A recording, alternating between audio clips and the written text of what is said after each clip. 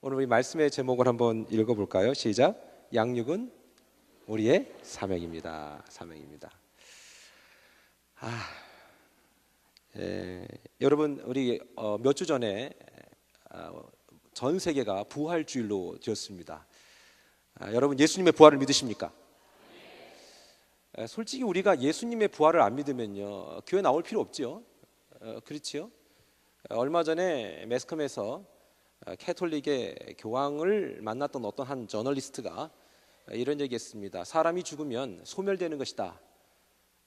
그걸 교황이 얘기했다라고 전달을 한 말들을 매스컴에 오픈을 했는데, 그래서 캐톨릭은 난리 났었죠. 그게 사실이 아니다. 제대로 전달이 안 된 것이다. 오해일 것이다. 뭐 좋습니다. 중요한 건 뭐냐면 제가 죽고 여러분이 죽고 난 다음에 우리의 영혼이 소멸된다면 전 예수 안 믿습니다. 그러나 우리에겐 부활이 있다는 것이죠. 이 부활이 없는 믿음은 죽은 믿음입니다. 여러분 우리가 오늘 읽은 말씀이 모든 족속으로 제자 삼아라. 제가 지금 해외에서 왔기 때문에 모든 족속 이런 얘기하는 게 아니라 오늘 매우 중요한 사실을 깨닫고 가게 되실 줄 믿습니다. 정말 중요한 사실은 말씀드렸듯이 우리가 예수님을 믿는다는 것은 곧 예수 그리스도의 부활을 믿는다는 것이고, 부활을 믿는다는 것은 내가 또한 살아날 것을 믿고, 내가 살아날 것을 믿기 때문에 내가 호흡하고 있는 동안에 하나님께서 내게 계획하시고 준비하신 것들을 충분히 완성하고 가는 것이 우리의 목적일 줄 믿습니다.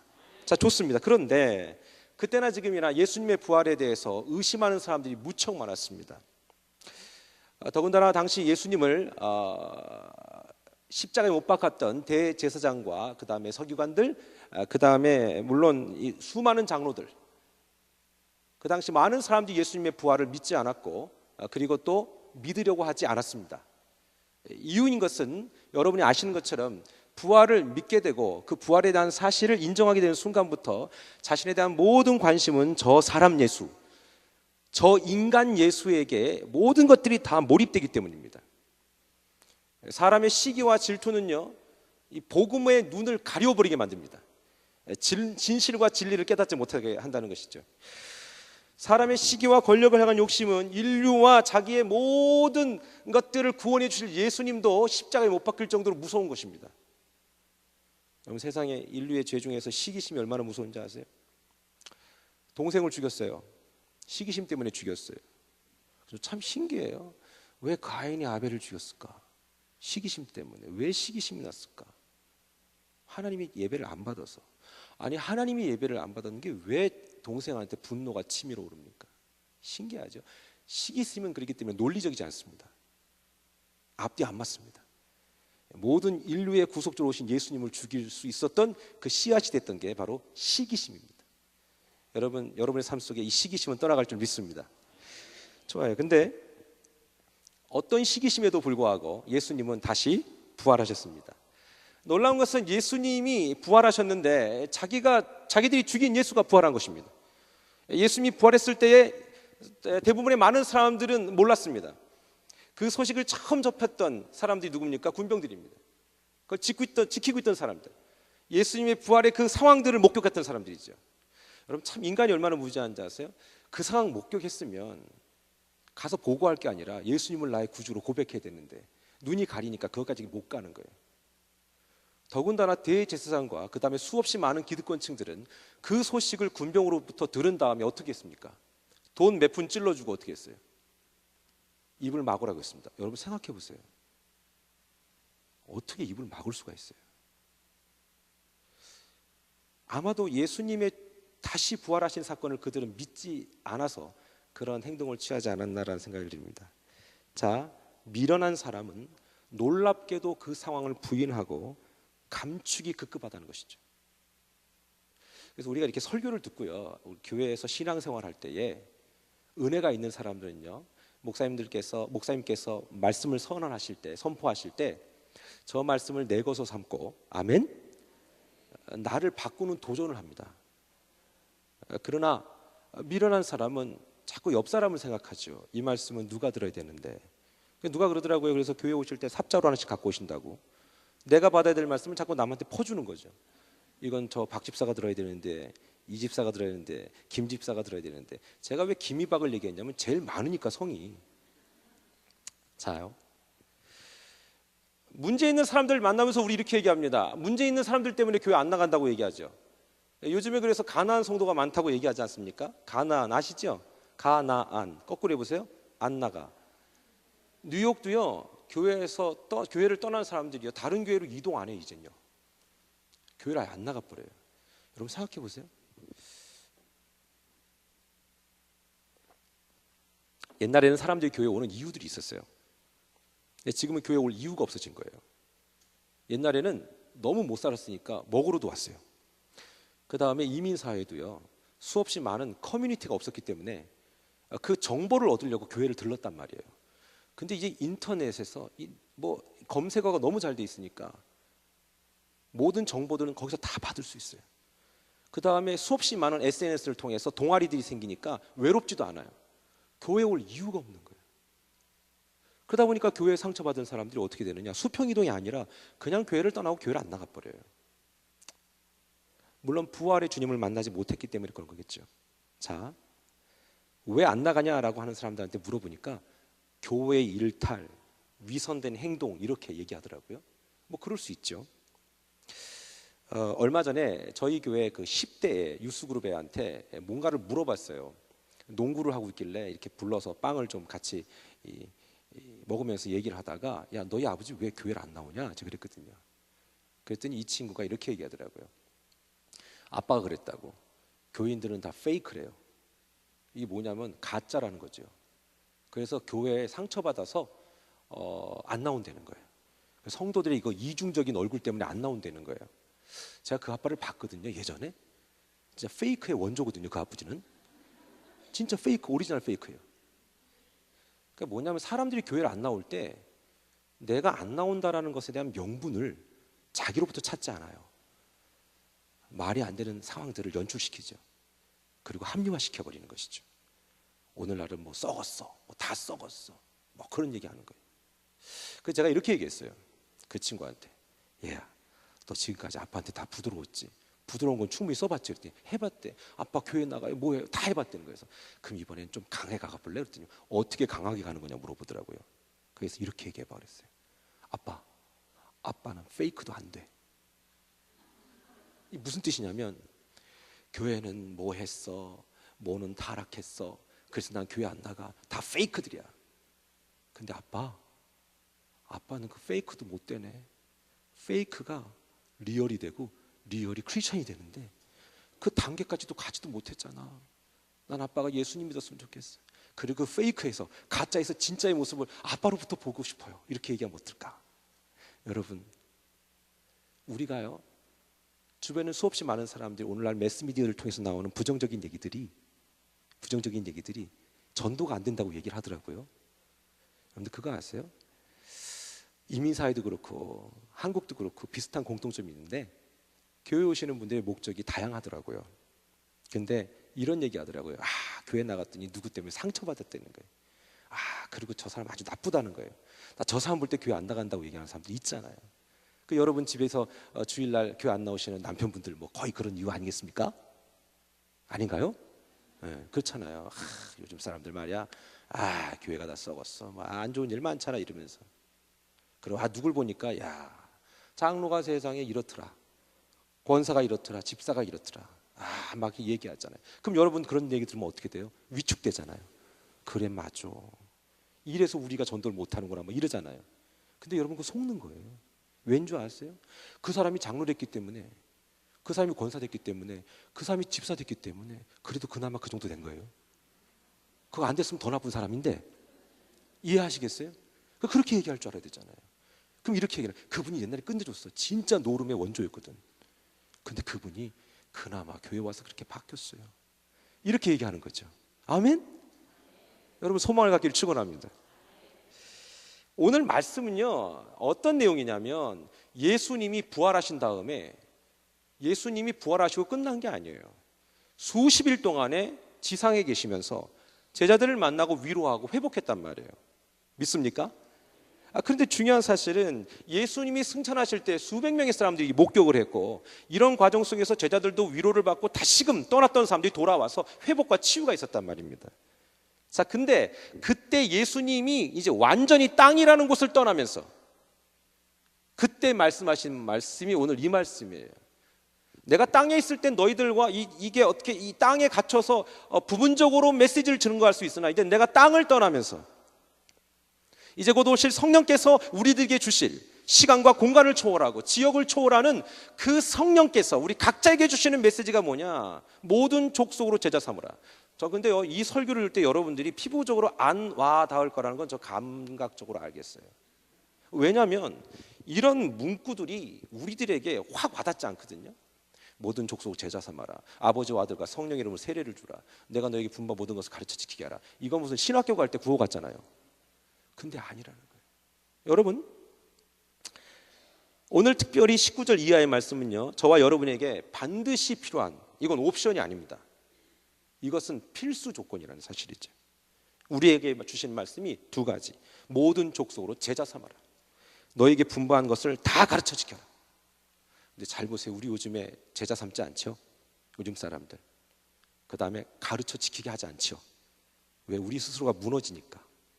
자, 그런데 구원을 받았다는 게 뭘까요? 여러분, 교회 열심히 나오는 거요? 맞지요. 기도 오래 하는 거요? 맞지요. 다 좋아요.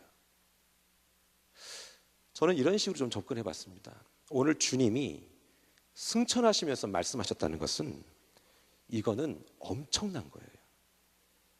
구약을 올드 테스트먼트, 신약을 뉴 테스트먼트라 하잖아요. 이건 유언장과 같은 거거든요. 근데 신약에서 이 유언장과 같은 이 메시지 중에서 너희는 모든 족속을 제자 삼으라는 말씀은 이게 어떤 우리에게 의미일까?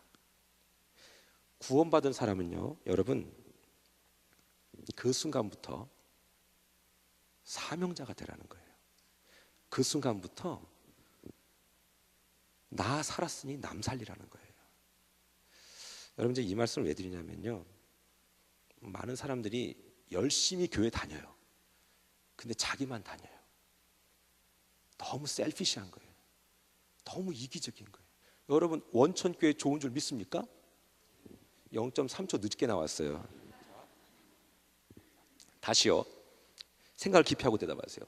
원천교회가 정말로 건강한 교회라고 믿습니까? 우리 문 목사님 정말로 파워풀한 걸 믿습니까? 근데 왜 말 못해요, 어디 가서? 그렇죠? 얘기할 수 있어야 되잖아요.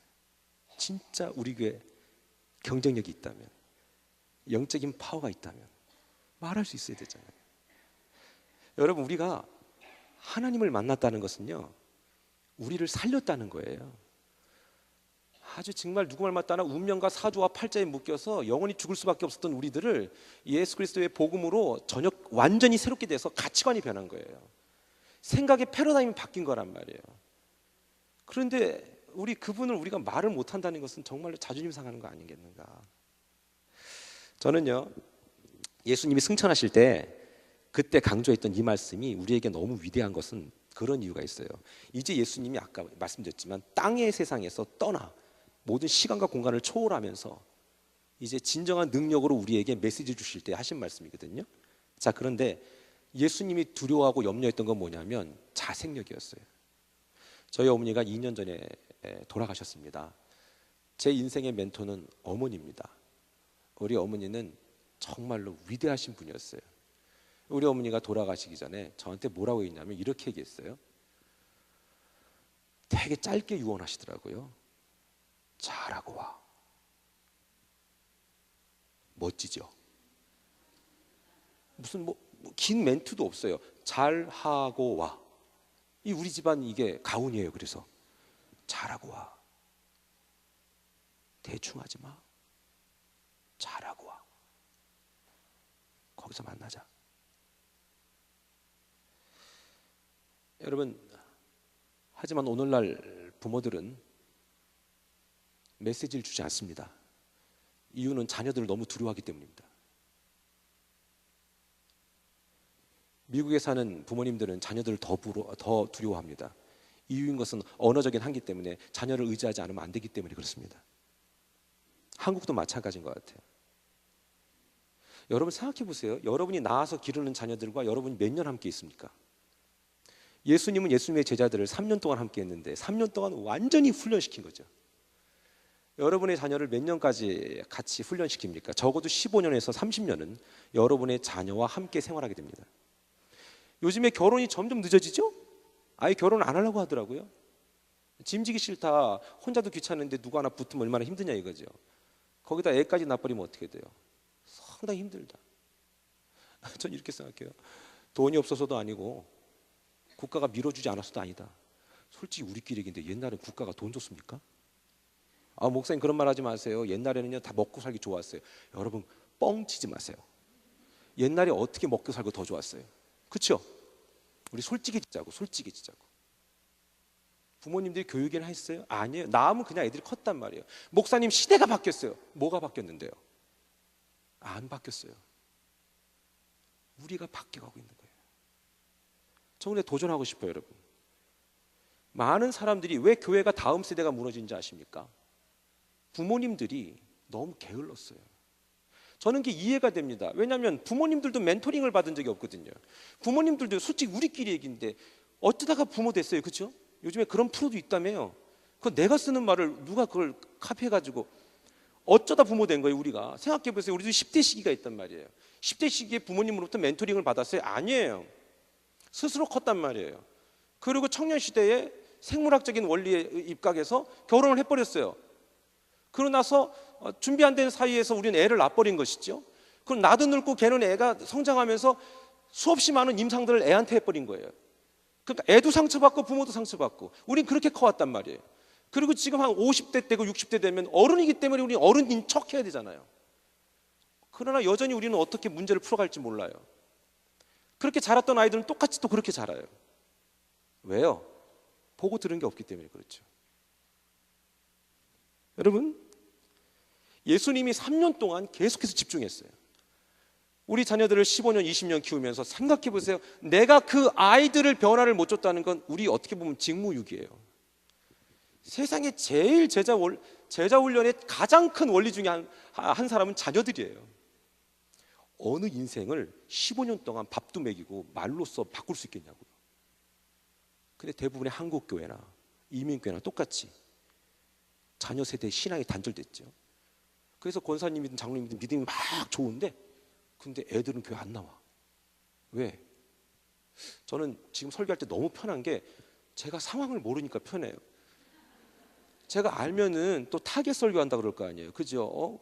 저희 교회 성도는 뭐 이렇게 많지 않으니까 뭐 몇백 명밖에 안 돼요. 그러니까 말하기가 두려운 거예요, 이거. 그래서 제가 설교할 때 어떤 현상이 일어나냐면 누구를 보지 못해요. 그래서 설교할 때 계속 막 이런단 말이에요. 초점을 못 맞춰요. 왜냐하면 3초 이상 보면 자기 들으라고 한다고 생각하니까. 아니거든요. 생각해 보세요. 우리 아이들 다 방치했었잖아요. 그렇죠? 그리고 애들이 10대를 지나고 20대 되면 교회 안 나오지요. 그리고 얘네들이 철저하게 불신자하고 결혼해버리죠. 저는 그래서 이런 얘기예요. 야, 결혼은 선교가 아니다. 그 청년들이 결혼할 때 이렇게 얘기합니다. 목사님, 제가 가만히 생각해 보니까, 기도해 보니까 저 친구가 내가 구원의 내 애들 친구라고. 그런 또 뻥을 쳐요. 지가 좋으면 좋다고 얘기하는 거지. 그렇잖아요? 결혼은 선교가 아니에요. 물론 안 믿는 사람과 교제할 수 있다고 생각해요, 저는. 왜냐하면 그 사람한테 예수 믿을 기회를 줘야 될 거 아닙니까? 기회를 줬는데도 복음을 쳐버리면 이제 정리해야죠. 아멘. 못해서 이렇게 힘든 거예요, 여러분들. 전 청년들한테 그런 도전을 줘요. 성경적으로 사귀라, 제발. 흠잡히지 말고.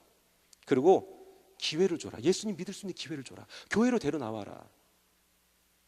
여러분, 진짜 사랑하면요, 따라와요. 안 이쁘니까 안 따라오지.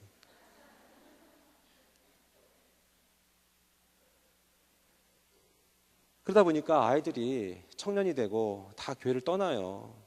안 믿는 사람하고 사귀다가 가정은 그렇게 또 무너지고요. 그러니까 점점 교회가 고령화되고 어른들만 예배를 드리는.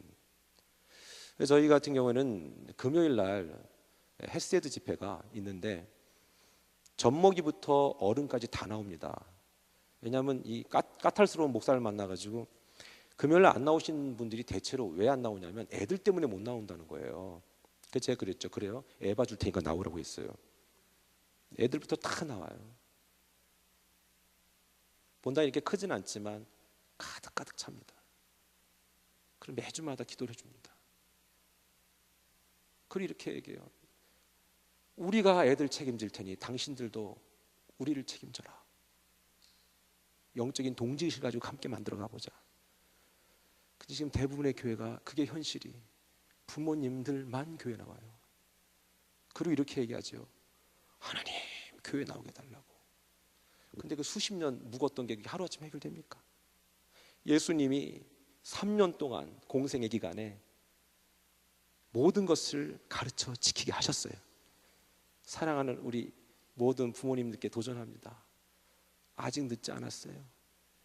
여러분의 사랑하는 그 자녀들을 지금이라도 교회로 인도할 수 있기를 축원합니다. 물론 기술이 필요할 거예요. 모두 필요할 거예요. 아니에요. 그러나 여러분의 열정과 그 앞에 손 딱 잡고, 우리 여자분들 그 연기 잘하잖아요. 난 네가 교회만 나가면 소원이 없겠다. 한 번만 나가자, 한 번만. 그리고 우리 문 목사님 설교 한번 딱 들으면요 그냥 뒤집어지는 거예요. 아멘. 그 도전을 하셔야 돼요. 그 연기를 잘 하셔야 되는데 연기에 대한 부담을 가지세요. 왜냐하면 수십 년을 방치했잖아요. 그건 죄값이요. 아멘 좀 하세요. 물론 예수님을 오랫동안 안 믿고 나도 예수 믿기 힘들어서 근근히 나오는 분이라면 제가 이해해요. excuse. 그러나 오래 전부터 믿었던 분들이라면 오늘 도전 받으셔야 돼요. 우리가 엄밀히 말하면 직무유기자인 거예요. 다시 한번 얘기합니다. 한 사람을 내가 낳아서 어릴 때부터 내 주권으로 얼마든지 얘를 핸들링할 수 있을 그때에 교회에 그 모든 권한을 맡겨놨거나 나는 집에서 철저히 무너졌다면 교회에 머물 수 있는 그 아이들의 시간이 하루에 4시간 이상 되지 않는데 일주일에 4시간 갖고 그 아이들이 어떤 영적인 대변화가 있겠습니까? 영적인 대변화는 집에서 부모님들의 라이프 사이클에 있습니다. 우리가 무너지면 애들이 무너지는 것입니다. 우리가 가면을 쓰고 있으면, 우리가 페이크가 되면 애들도 페이크를 배우며 저렇게 신앙생활 하는구나 아버지는, 나도 저래도 되겠지 이럽니다. 사랑하는 여러분, 구원은 누구나 받을 수 있습니다. 아멘. 그러나 아무나 받지 못합니다. 오죽하면 하나님께서 페이크와 리얼을 가려내겠다고, 진짜와 가짜를 가려내겠다고 합니까? 제가 이렇게 설교하면서 느끼는 것은 참 원천교회가 건강하다, 저는 믿습니다. 여러분, 저는 여러분들이 교회에 나와주는 것만으로 만족하지 않았으면 좋겠습니다. 그거는 고객이고 커스터머라고 얘기합니다. 지금요 미국은 난리 났는데 아마존 때문에 이게 전자상거래하는 그 아마존이 뭔지 아세요? 아마존 저기 남미 아마존이 아니라 전자상거래하는 옥션이라든가 뭐 이베이, G마켓 뭐 이런 거 같은 엄청 큰 그 아마존이 A부터 Z까지 다 판다는 거예요, 진짜. 걔네들 때문에 지금 토이저로스 망했어요. 같은 동종업계인 베이저로스 망했어요. 사람들이 거기서 안 사죠. 편하니까. 점점 사람들은 편한 걸 원합니다. 프라이스 매칭을 해가지고요, 다른 데서 500불이래. 근데 아마존에서는 600불이래. 그러면 그거 얘기하면 오케이 500불 해줄게 이렇게 해버려요. 경쟁이 안 되는 거예요. 다 죽어가요. 근데 제가 지금 왜 아마존을 얘기하죠? 여러분 보세요. 진정한 크리스천은 예수 그리스도를 믿어주는 걸로 끝나는 게 아니라 이제 내가 살았으니까 남을 살려내야 되는 것이죠. 제발 부탁드립니다. 여러분만 예수 잘 믿으려고 하지 마십시오. 그건 누구나 다 하는 겁니다. 다 같이 나 살았으니 남 살려라. 아멘. 이게 진정한 예수님의 지상 대명령이에요. The Great Commission. 이게 진정한 명령이라는 사실이죠. 여러분 좀 부담스러운 얘기로 한번 질문하겠습니다. 예수님 사랑하십니까? 예수님의 부활을 믿습니까? 그럼 우리는 이미 예수님의 제자예요. 하나님의 자녀인 줄 믿습니다. 그러면 이걸로 아는 걸로 끝나지 말고 아는 것과 믿는 것이 하나 되기 위해서 이제 우리는 지상 명령을 수행해야 되는 것이죠. 요한복음 4장에 보면 누가 있냐면 수가성에 살았던 여자 얘기 나오지 않습니까? 이 여자가 결혼을 5번이나 했네요. 얼굴이 엄청 이뻤나 봐요. 제가 보니까 여기는 안 계시네요. 그런 분은. 자, 무척 예뻤나 봐요. 근데 이 여자가 상처가 심했지요. 자기 과거를 얘기할 수 없잖아요. 뭐 한두 번도 아니고 한 5번 하면은 이건 거의 뭐 선수 아닙니까? 그런데 이분이 예수님을 만나게 된 거예요. 어디서요? 우물가에서 만났잖아요. 아무도 물깃지 않는 그 시간에 남의 눈을 피해서 갔다고 여러분 설교 많이 들었잖아요. 그런데 예수님은 항상 정밀 타격이에요. 거기 왜 가셨냐고. 거기에 그때 기다리고 계셨다고 돼 있어요. 예수님 먼저 앉아 계셨어요. 우리 인생에 예수님이 먼저 앉아 계셨기 때문에 우리가 원천교회 온 줄로 믿습니다. 우리가 이게 찾은 게 아니라 미리 우리 예수님이 다 준비해 놓으신 거예요. 근데 그 여자가 예수님 만난 다음에 어떻게 됐어요? 여러분 아세요? 요한복음 4장에 그런 내용이 있는 건 아시죠? 근데 어떻게 됐어요? 그 즉시 뛰어가서 그 동네 사람한테 자기가 만난 예수님을 말했단 말이에요. 예수님 만난 사람은요 말을 안 할 수가 없어요. 너무 좋은 걸. 도대체 저분이 누구냐? 내 과거를 어떻게 저렇게 살아다니냐? 저분 앞에 숨길 것이 없다. 내 인생을 완전히 뒤집어 놓은 저분 앞에 저분이 도대체 어떤 분이길래? 근데 하나님의 아들이라는 거예요. 와, 인생이 완전히 뒤집혀진 것이죠. 패러다임이 바뀌어버린 겁니다. 그러니까 그 여자가 그 수없이 많은 감추고 싶은 과거에도 불구하고 어떻게 된 거예요? 막 나가서 얘기한 거예요. 창피한 거를 무릅쓰고. 우리 창피하다는 거를 전문 용어로 뭐라고 얘기해요? 쪽팔리다. 이 쪽이 쪽 나쁜 말이 아니에요. 이게 슬랭이 아니라고요. 근데 그게 안 보이는 거예요. 나 그렇게 살았어. 나 그래 좀 약간 좀 그래 사연 있는 여자야. 하지만 내가 예수님 만났어. 나 지금부터는 그렇게 안 살아. 이거죠. 왜 우리가 복음을 왜 못 전해요? 나 사연 많지만 지금까지 그 사연을 안 끊었어. 그래서 말하려니까 담대함이 없는 거라. 얘들아 교회 나가자. 직장 상사한테 교회 나갑시다. 말을 못해. 왜? 회식 때는 넥타이 팍 매고 테이블에 올라가서 막 이러거든. 그리고 교회 와서는 아닌 척하고 앉아 있으려니까 얼마나 힘들어. 미치겠는 거지. 또 그럴수록 또 성경책 딱 15도로 끼고 또 되게 거룩한 척까지 해야 되잖아요. 정말 삼가 조의를 표합니다. 되게 힘든 일이잖아요. 그냥. 여러분 이거 벗으세요. 우리가 무화과 나뭇잎으로 우리를 가려봐야 오래 못 가요. 오죽 아셨으면 하나님이 가죽옷을 딱 지어 입히셔요. 우리의 수치를 예수님은 가려줬단 말이에요. 무엇이 수치냐면 여전히 그 수치를 포기하지 못할 때 수치로 남아있기 때문에 담대함이 없는 것이죠. 집에 가서 우리는 철저히 무너지는 것입니다. 직장 가서 우리는 철저히 무너지잖아요. 그러니까 어때요? 가서 담대함이 안 생기는 거예요. 수가성의 그 여인이 5번을 결혼했던 그 여인이 만약에 7번, 8번, 10번까지 도전하는 분이었다면 그분은 수가성 가서 얘기 못했을 거예요. 내가 문제를 아직 해결받지 못했는데 어떻게 복음을 말할 수 있겠습니까? 그러나 어때요? 나 이젠 안 그래. 나 옛날에 그랬지만 지금은 안 그래. 그 담담이죠. 부활하신 주님 우리에게 말씀하신 거 그겁니다. 너 얼마나 아팠냐? 모르고 그러고 알고 그랬지만 이제는 그러지 말아라. 나는 지난 거 묻지 않겠다. 이제는 그러지 말아라. 아멘으로 화답했을 때 그 여인이 회복된 거예요. 사랑하는 여러분, 제가 보니까 이민교회는요 사연이 장난이 아니에요. 진짜 와, 뭐 막장 드라마부터 익스트림 완전 극한의 상황까지 가요. 그러니까 제가 보니까 대단한 목사 같아요. 여러분 이 테마에서 좀 웃어줘야 제가 멋쩍지 않지. 그러면 헛소리했구나 내가 생각해요 그렇게. 근데 진짜 다양한 사연을 갖고 있거든요. 근데 복음을 받아들인 다음에 그 인생들이 바뀌는데 와우,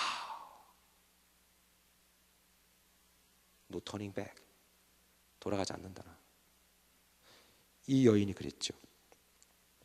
여러분, 인생이 복음 들으면 바뀌어야 되는 거예요. 여러분, 바뀌는 것에 대한 부담을 갖게 되기를 축원합니다. 자기가 받아들인 그 복음이 본당문을 나가서는 그 순간부터 꿈틀거리는 거예요. 그래, 나 이제 더 이상 이러면 안 된다.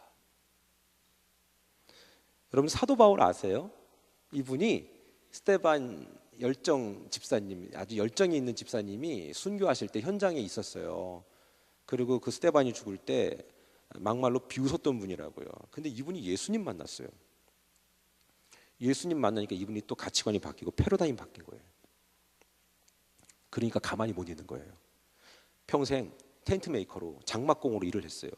여러분 아시다시피 이 바울은요, 집안이 괜찮은 집안이죠. 왜냐하면 아버지 때부터 텐트 메이커니까.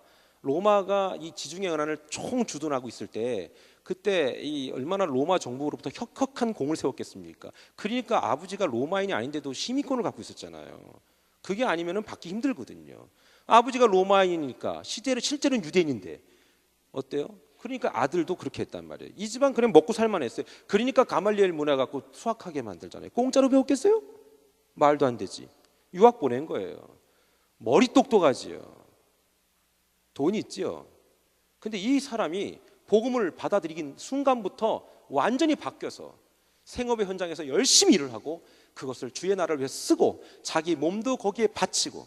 근데 저는 솔직히 이 대목에서요, 여러분 약간 좀 기분이 나빴어요. 그럼 이런 설교들은 누가 들어야 되느냐? 대부분이 설교를 듣는 분들은 신학생이 아닌데, 목회자가 아닌데. 여러분 잊지 마십시오. 사탄의 전략은 성경에 나오는 다소 좀 부담되는 얘기들을, 이것은 우리한테 적용되는 문제가 아니라 조금 더 우리보다 영성 있는 레벨에 있는 사람들이 들어야 된다고 착각하게 만든다는 사실이죠. 아닙니다. 오늘 마태복음 28장 19절로 20절은요, 오늘 이 자리에 앉은 모든 분들에게 적용되는 말씀인 줄 믿습니다. 바울, 그는 살아있는 동안 쉬지 않고 복음 전하며 제자 삼았습니다. 이것이 예수 그리스도 만난 사람들의 공통점이라는 것입니다.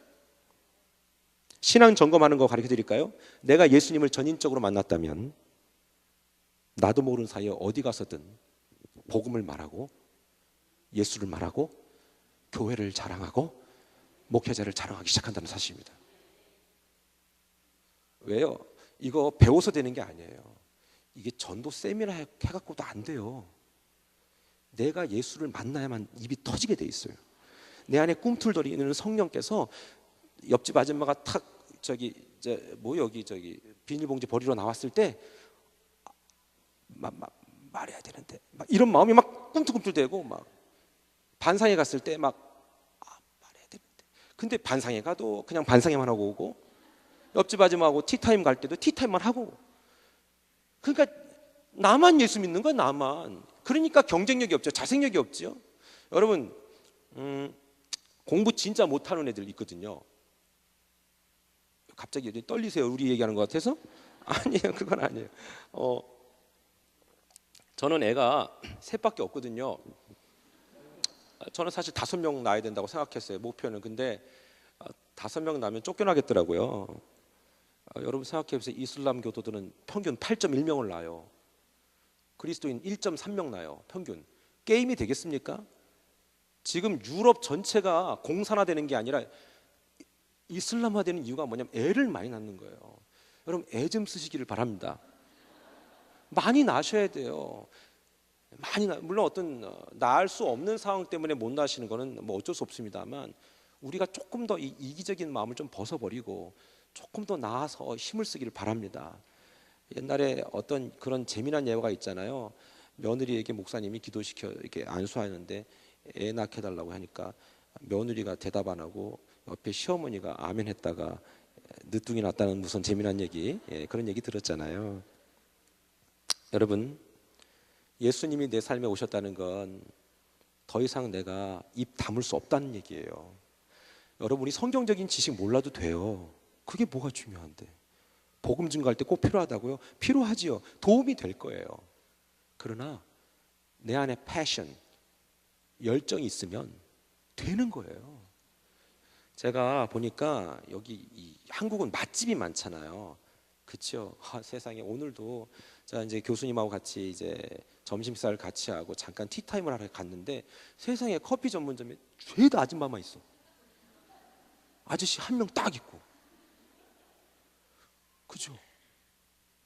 온통 맛집은 아줌마들 천국이에요. 와우. 근데 제가 그 얘기를 왜 하죠? 왜 하는 거죠? 네? 열정. 열정과 아줌마가 무슨 차이가 있죠? 네? 말씀 좀 해보세요. 지금 여러분들도 빠지고 저도 빠져서 잘 모르는 건데 제가 왜 얘기했죠? 또 무슨 얘기했죠? 입을 다물 수 없다. 역시 전도사님이세요? 목사님이세요? 그래요. 입을 못 다물다. 입을 만나기만 하면 입을 열어야 되는데 그 얘기를 못 하는 거예요. 그럼 맨날 어디 가면은 뭐 옷이 싸더라, 어디 세일한다더라, 그런 얘기만 하잖아요. 그럼 맛집 얘기만 하잖아요. 어디서 맛있다더라. 여러분, 자, 맛있다는 것을 표현할 때 방법이 있나요? 네? 저 오늘 저녁에 냉면 먹었거든요.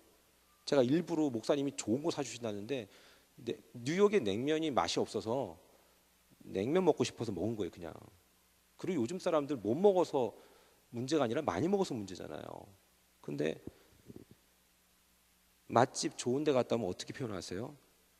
거기 보니까 그 집 레시피가 그 소금 그 3스푼에 간장 2 이렇게 얘기해요. 어떻게 얘기하세요?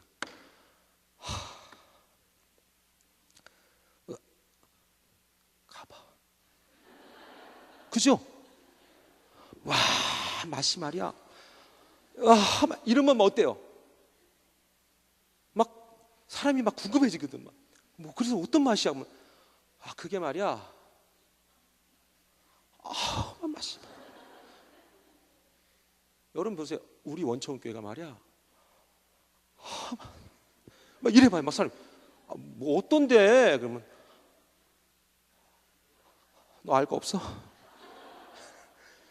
우리가 여러분 무슨 기술로 복음 전하는 거 아니에요. 저도 전도쌤이나 강사도 많이 해봤고요. 많이 들어봤어요. 그게 그 스킬 가지고 하는 게 아니더라니까요. 패션, 열정이 있으면 돼요. 열정. 그렇잖아요? 그거 하나면 돼요. 뭐 표현 굳이 안 해도 돼요. 막 너 예수님 만나면 좋겠어. 예수님 뭐 인터넷에서 보면 되지. 뭐 이런 애들인데 너 그게 아니야. 너 예수님 만나면 너 있잖아. 너 진짜 그게 그 표정이요. 밤새고 생각나요. 각인돼가지고. 여러분 우리 기술로 복음 전하는 거 아니에요. 우리 삶이 전하게 되는 거예요. 우리 표정이 전하는 것이죠.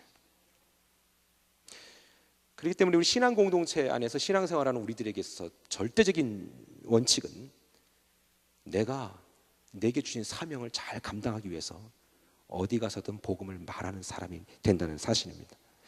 저희가 어떤 시스템을 도입했냐면요, 이민교회가 참 어려워요. 어렵기 때문에 특별히 아이들이 다 영어를 쓰니까 영어를 잘 해야 돼요. 영어를 잘 못하면 애들을 어떻게 가르치겠어요?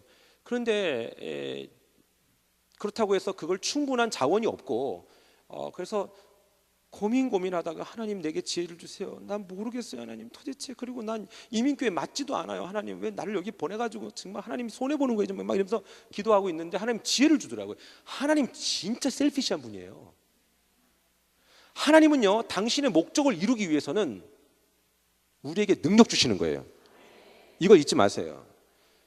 바보 같은 사람이 하나님의 땡깡 기도도 못하는 거예요. 하나님 앞에 내가 하나님 앞에 내가 투입돼가지고 하나님 나라를 위해서 내가 살겠다고 작정만 하면 내가 직장, 사업, 공부 저 지금 다 잘 된다는 그런 만사형통을 얘기하는 게 아니라 하나님은 이기적인 분이기 때문에 하나님 나라에 내가 온전히 사용되기를 원한다면 그 이기적이신 하나님이 그래? 라고 검증되는 순간에 그 사람을 최고로 올려버리는 거예요.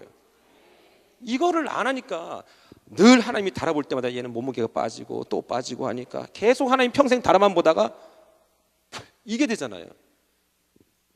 여러분 우리 빨리 하나님의 이 카이로스 때가 되어야 돼요.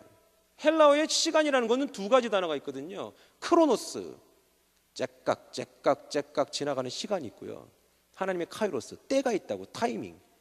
아무리 내가 때가 됐다고 얘기해도 하나님의 검증이 통과되지 않으면 안 되는 거예요. 그 검증 유일한 도구가 뭐냐? 사람 살려내는 줄 믿습니다.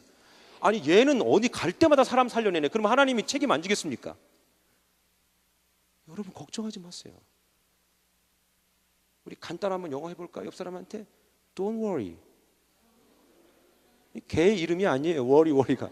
걱정하지 마라. 걱정하지 말라고. Don't worry. 여러분 하나님 엄청 백그라운드가 있는 거예요. 여러분. 전 개척한 지 정확히 6년 7개월 됐어요. 뭐 영어를 얼마나 잘하겠어요. 거의 제 영어의 수준은 서바이벌 잉글리시, 파이팅 잉글리시, 생존 영어예요. 생존 영어. 저는 할 수 없어요. 근데 그 셀피시한 하나님께서, 그 이기적인 하나님께서 당신의 목적을 이루어야 되니까 사용을 하시는 거예요. 여러분 그거를 빨리 터득하세요. 하나님이 이기적이라고? 그럼 난 그 이기적인 하나님 앞에 빨리 올라타자. 이기적인 하나님이 이기적이기 때문에 나를 못하게 할까? 아니야. 나를 잘되게 하실 거야. 그러니까 나 그 하나님의 나라를 위해서 내가 빨리 거기에 올라타자. 그건 어떤 특별한 사역자들의 얘기가 아니에요. 오늘 이 말씀이 선교사들한테 주는 말씀이 아니에요. 우리 모두에게 주는 말씀인 줄 믿습니다. 너는 빨리 모든 족속으로 제자 삼아라. 너희 가정부터 빨리 족속 제자 삼아라. 그리고 가만히 있지 말아라. 가만히 있지 말아라. 모든 분부한 것을 가르쳐 지키게 하라. 그랬더니 담담이 없네. 내가 가르쳐 지키려면 내가 바뀌어야 되는데. 바뀌어야죠. 바뀌어야죠. 아까 말하다 마무리를 안 했는데요. 공부 정말 못하는 애들 공부 잘해 가는 법이 있어요. 어떤 건지 아십니까? 자기보다 더 못한 애를 가르치게 하면 돼요.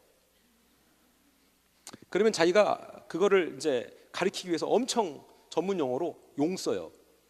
막 애를 쓴다고. 자기가 이제 평균 50점짜리가 있는데 20점짜리 딱 갖다 붙여주는 거죠. 야, 얘가 20점인데 그 50점이 너가 좀 가르쳐주면 어떻겠니? 그러면 거기서 또 아는 척도 하고 막 그래요. 그러면서 아는 척하고 싶어서 자기가 공부해요. 우리가 그 제도를 도입한 거예요. 중학생을 누가 가르칠까? 영어권 어른은 많지 않은데 영어를 하는 거하고 마인드와 소울이 전달되는 건 다른 문제거든요. 아하, 그러면 고등학생이 가르치면 되겠다. 성경적 지식을 가르치는 게 아니라 소그룹을 모여서 쉐어링을 하면, 나눔을 하면 좋겠다. 그럼 그 리더십들을 따로 매주마다 모여서 그냥 특훈을 하면 되겠다. 특수훈련. 그러면 고등학생은 누가 가르치지? 아, 청년들이 하면 되겠다. 여러분 잘 들어보세요. 이 원리가 매우 중요한데 우리 여기도 이제 목장 어떻게 되어 있습니까? 목장입니까? 목장입니까? 구역장. 예. 아니 미국 같은 데 웃긴 얘기 하더라고요. 목장의 그 리더를 목자라고 얘기하잖아요. 그 부인을 뭐라고 얘기하는 줄 아세요? 저 지금까지도 익숙하지 않아요. 목녀래요.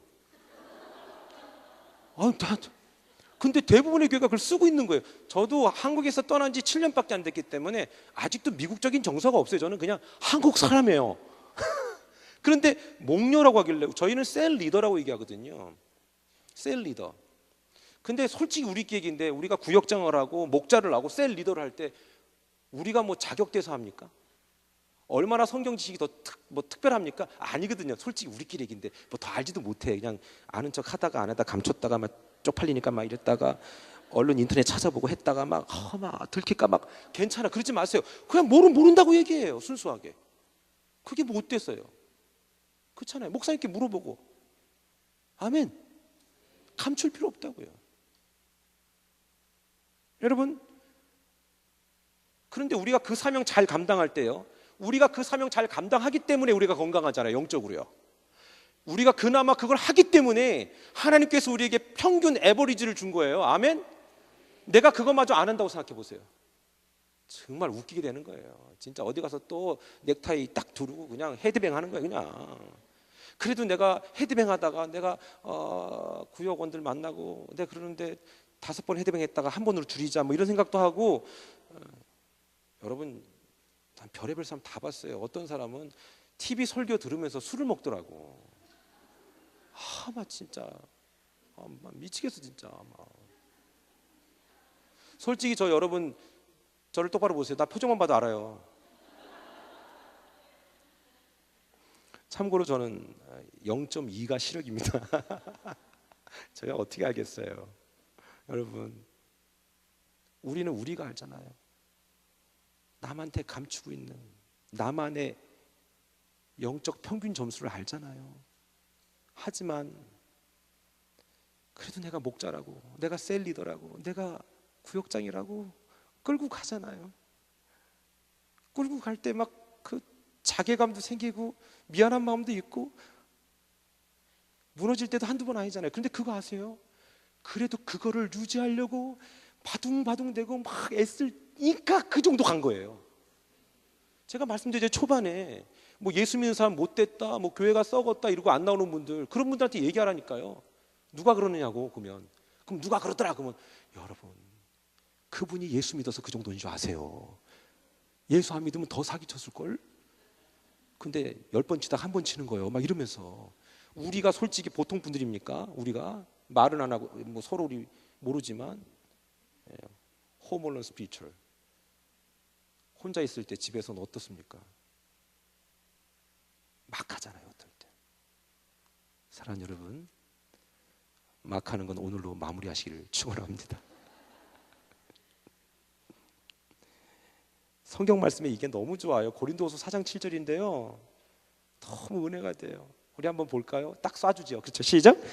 우리가 이 보배를 질그릇에 가졌으니 이는 심히 그 능력은 하나님께 있고 우리에게 있지 아니함을 알게 하려 함이라. 질그릇은 깨지기 쉬워요. 우리 솔직히 말씀드렸듯이 깨지기 쉬워요. 상처받기 쉬워요.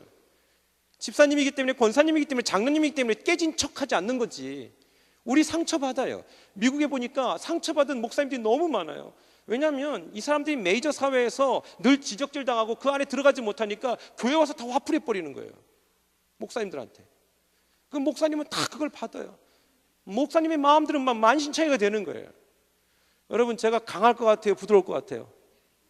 조심하게 얘기하세요. 잘 생각하고 얘기하세요. 제가 웬만해서 쓰러질 것 같아요? 안 쓰러질 것 같아요? 역시 지혜로우세요. 근데요, 저도 힘들더라고요. 언어로 힘들고 마음으로 힘든 것을 겪으니까 와우, 여기 세다. 진짜 세다. 그런데 지금까지 버틴 건 내가 버텼냐 이거죠. 아니라는 것이죠. 사랑하는 여러분, 우리가 그 사명 감당할 때 이 말씀을 상기하세요. 이 보배를 질그릇에 가졌다. 내가 강해서도 아니고 내가 대단해서도 아니고 하나님이 이 질그릇 같은 내게 늘 깨지기 쉽고 상처받기 쉬운 내게 보화를 나한테 넣어줬다. 제가 언젠간 그 설교를 제목으로 삼고 싶어요. 나귀의 착각. 예루살렘 입성할 때 주가 쓰시겠다 하고 그 나귀가 딱 새끼 나귀가 딱 예수님이 올라타잖아요. 그 나귀가 예루살렘 입성할 때 사람들이 막 환호하니까 난리가 났을 거예요. 막 쟤네들 왜 이러냐, 나를 이렇게 좋아하나? 우리가 솔직히 예수님 때문에 포장당해서 괜찮은 모습처럼 보이죠. 우리 예수님 없으면 비참한 인생 아닙니까? 저 그렇게 생각해요. 내가 목회자지만 내가 예수님 없다면 내가 이 땅에 무슨 경쟁력이 있겠는가? 우리가 예수 믿기 때문에 그런 거 아니겠는가? 저희 돌아가신 어머니는 그렇게 얘기하셨어요. 내가 예수 믿지 않았으면 내가 미쳐서 빤스만 입고 돌아다닐 것이다. 우리 가족도 예수님 믿었기 때문에 예수님이 우리를 포장해 주셨어요. 근데 좋은 포장지를 갖고 있다 보니까 나중에 우리의 내용이 바뀌는데 그 내용은 바로 우리가 아니었고 예수님 자체였다는 사실입니다. 그렇기 때문에 우리가 예수님을 내 삶에 모셔드리지 않으면, 여러분 이 설교를 오해하시면 안 돼요. 나 예수님 믿는데 왜 또 모셔드리려고 하느냐. 여러분 보세요. 예수님을 아는 것과 믿는 건 달라요. 인포메이션, 정보로 알고 데이터로 아는 건 중요하지 않아요. 예수님이 내 삶의 주관자가 되셔서 모든 결정권자가 되실 때에 그것이 예수님을 믿는 삶인 줄 믿습니다. 그러다가 실수하면 주님 앞에 나와 무릎 꿇고 예수님, 우리는 깨지기 쉬워요. 너무 깨지기 쉽다고. 엄청 깨졌을 거예요. 그러나 때로는 내가 중직자이기 때문에 안 깨진 척하고 앉아 있어야 되니까 얼마나 힘들어요. 그러면 괜찮아요. 우리는 원래 그렇게 잘 깨지는 사람들이라는 걸 인정하세요. 그러나 우리 안에 보배를 가졌다는 것이죠. 하나님께서 우리를 부르시고 우리를 이렇게 각자를 세우시는 것은 우리가 완벽해서가 아닙니다. 하나님이 우리를 아세요. 너무 잘 아세요. I know you. 이 찬양 아세요, 여러분? He knows my name. He knows my every thought. 그분은 나의 이름을 아십니다. 나의 생각도 아십니다. 나의 눈물을 아십니다. 주님이 말씀하세요. 내가 너를 안다? 많은 사람들은 너를 그렇게 보지 않지만 나는 너를 안다? 괜찮아. 다시 시작해봐. 네가 멋진 게 아니라 내가 멋지니까 너 잘 될 거야. 너는 원래 깨질 수밖에 없는 그 재료를 갖고 있어. 그러나 네 안에 내가 있지 않니? 아바 아버지라는 찬양 아세요? 아바 아버지, 아바 아버지, 나를 안으시고 시는 아바 아버지, 아바 아버지, 아바 아버지, 나를 도우시고 힘주시는 아버지. 주는 내 마음을 고치시고 볼 수 없는 상처 만지시네. 나를 아시고 나를 위로하시네. 내 영혼 새롭게 세우시네. 우린 질그릇이에요. 깨지기 쉬워요. 그렇다고 해서 내가 사명을 거부하고 게을리하는 건 더 나빠요. 여러분, 저는 평생 동안 그런 마음들과 싸워요. 제가 어떤 병이 생겼냐면요, 식당에 가니까 식당 가면 제가 식당에 문이 보이는 자리에 못 앉더라고요. 아는 사람 만날까 봐. 제가 유명해서 그런 게 아니라 상처가 많은 사람들이 서로 상처를 주고받는 과정에서 그걸 제가 목격했잖아요. 그러다 보니까 그런 사람들을 다시 만날까 봐 두려운 거예요. 근데 제가 극복했어요. 그래서 이제 문간을 딱 보고 앉아요. 들어와 봐라. 그러면서 이렇게 얘기하죠. 하나님, 제가 이렇게 부족한데 아직도 이 일을 내가 해야 됩니까? 근데 하나님이 그런 말씀하셨어요. 네가 잘난 게 아니야. 내가 하니까. 그리고 너는 나만 믿으면 돼 라고 얘기합니다. 히브리서 10장 19절 한번 다 같이 볼까요? 시작.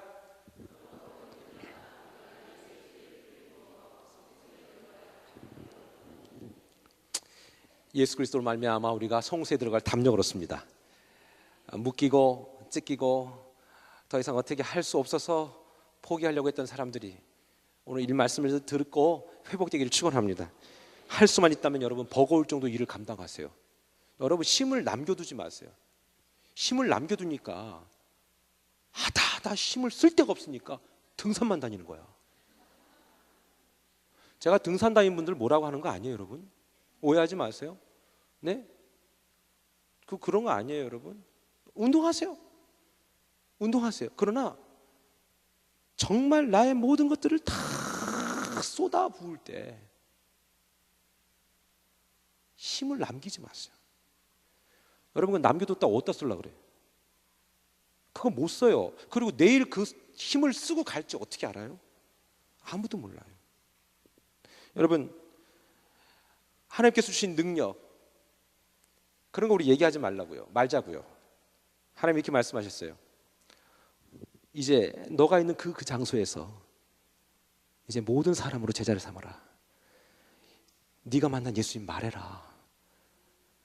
거긴 가정으로부터 시작합니다. 말하려고 하니까 담담이 사라져서 나의 삶을 바꿔야 된다면 바꾸세요. 왜 못 바꿔요? 바꾸면 되지. 저희 교회 어느 한 집사님이 자기네들은 술을 먹지 않겠다 우리 교회 오신 다음에, 혹시 여러분 술 드신 분 계세요? 안 계시죠? 누가 그러더라고요. 술 취하지 말라고 그랬다고. 영어 성경 보면요, get이에요. 취하는 게 아니라 얻지 말라는 거예요. get하지 말라고. 그러니까 취할 때까지 먹지 말라가 아니라고요. 그리고 언제 취한지는 아세요? 그 보더라인을 아세요? 모르잖아요. 아, 목사님 저는 분명합니다. 사리가 아주 분명합니다. 실수 안 합니다. 안 취했습니다. 그게 벌써 취한 거예요. 잠언에 보면요, 쳐다도 보지 말라고 돼 있어요. 그러니까 교회 와서 그 말씀 들으면 어떻게 돼? 막 정죄감이 들잖아요. 여러분 정죄감 들지 마세요. 그냥 드시지 마세요. 우리 목사님 어떻게 하시는지 모르겠습니다. 그냥 드시지 마세요. 세상에 먹을 건 많거든요. 그렇잖아요? 드시고 싶은가 보죠? 너희 몸이 하나님의 거룩한 성전인 것을 알지 못하느냐? 너희 몸을 하나님이 기뻐하시는 거룩한 산 제사로 드리라. 이것이 너희들의 영적 예배니라. 우리 몸이 가는 곳이 우리의 예배의 본질이 돼요. 내 몸이 어떤 것에 반응하냐에 따라서 내 라이프 사이클이 바뀌는 거예요. 그렇기 때문에 복음 증거할 때 내 몸으로 다른 것들을 많이 하다 보니까 자꾸 정죄감이 오고 눌리는 거죠. 여러분 잊지 마세요. 지금부터 한번 해보자고요. 어제까지 망가졌다면 오늘 한번 새롭게 해보자고요. 아멘. 우리 해보자고요. 옆 사람한테 한번 얘기해 볼까요? 다시 시작하자. 시작. 왜 안 하세요, 남자분들? 저 성격 있는 목사인데 그러지 마세요. 나 참, 저는 여러분들한테 잘 보일 이유가 없어요. 나 다음 주에 가요. 그렇잖아요? 제가 뭐 여기서 여러분 사랑해요 이런, 나 그런 거 원래 태어나서 못 하고요. 제가 우리 문 목사님한테 얼마나 많이 배우는지 몰라요. 우리 목사님 너무 부드러움의 아이콘이에요. 저는 지랄의 아이콘이거든요. 나 우리 교회 성도님들 우리 교회 붙어 계신 게 용해요. 나 그래서 진짜 업어드리고 싶어요. 우리 교회 성도님들. 난 진짜 메롱?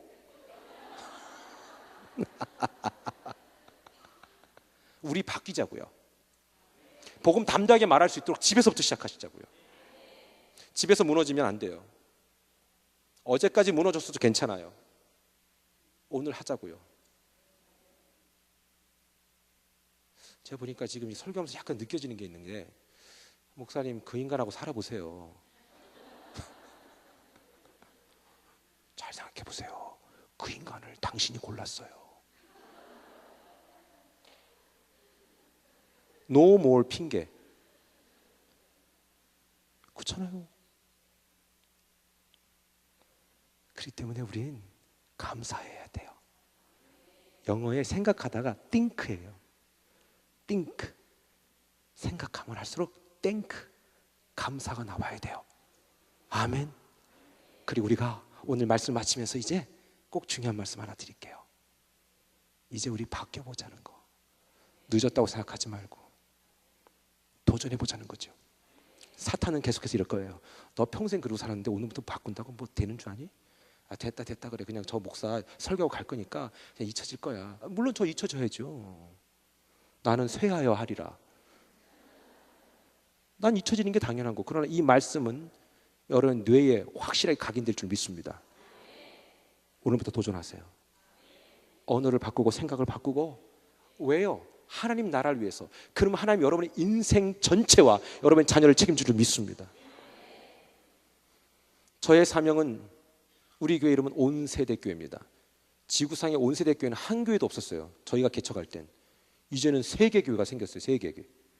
왜 나를 따라하고 그래? 근데 있잖아요, 중요한 건 뭐냐면 저의 사명은 되게 크지 않아요. 하나님이 내게 준 그 새 아이, 내가 나중에 눈 감을 때 나도 그 말하고 갈 거거든요. 잘하고 와. 잘하고 와라.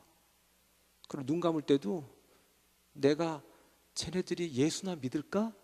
라고 불안해하고 죽고 싶지 않아요. 평생을 내게 맡긴 영혼인데 그 영혼도 책임 못 지고 내가 눈을 감는다면 평생을 붙여준 거예요. 그 아이들을 평생. 제가 예수님 믿은 지 오래되신 분들 얘기하는 거 아니 이제 믿는 지 얼마 안 된 분들 얘기하는 거 아니에요. 지금 앉아 계신 분들 거의 오래 믿었던 분들 같아요. 지금 얼굴에 오래 써 있어. 그리고 수요일 날 나올 수 있는 영성이 보통 영성입니까? 그렇잖아요. 교회를 들었다 놨다 할 정도의 영성이지. 그런데 우리 애들을 붙여준 그 영혼들 그것도 변화 못 시키고 간다면 직무유기죠. 그러나 오늘부터 하는 거예요, 우리. 아멘? 애들은 지난 거 기억 못해요. 목사님 우리 애가 벌써 20살, 30살입니다. 괜찮다니까요. 그런 고정관념을 버리라고요. 아빠가 변하면 돼요. 엄마가 변하면 돼요.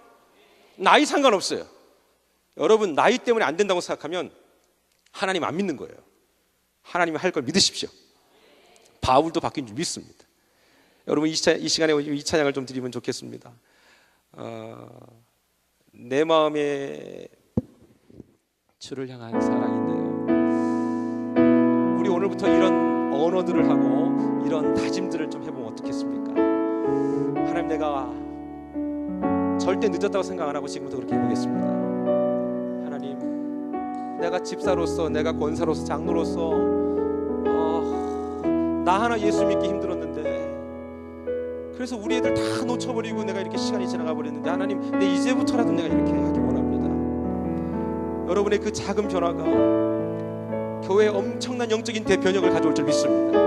다음 세대가 진짜 믿음 안에 견고하게 세워질 줄 믿습니다. 여러분 우리 언어가 바뀌고 생각이 바뀌게 될 줄 믿습니다. 옆 사람 손을 꼭 잡고 이렇게 얘기해 보실까요? 이제부터 시작입니다. 시작. 이제부터 시작입니다. 아멘. 아멘. 다 같이 찬양하겠습니다.